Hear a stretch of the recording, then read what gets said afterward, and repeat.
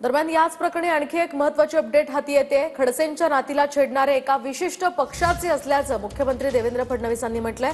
तर पोलिसांनी काहींना अटक केली आहे, इतरांना सुद्धा अटक होईल असं मुख्यमंत्री देवेंद्र फडणवीसांनी म्हटलं।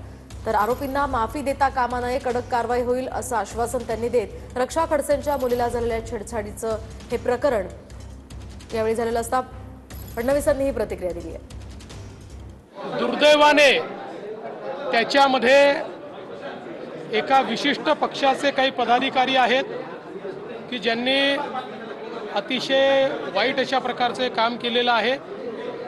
पोलिसांनी गुन्हा दाखल केलेला आहे, काहींना अटक केलेली आहे, इतरांना अटक केली जाईल। पण अशा प्रकारे छेडखानी करणं, सार्वजनिक ठिकाणी अशा प्रकारे त्यांना त्रास देणं हे अतिशय चुकीचं आहे आणि कुठल्याही परिस्थितीत अशा लोकांना त्या ठिकाणी माफी देता कामा नये, त्यांच्यावर अतिशय कडक कारवाई होईल।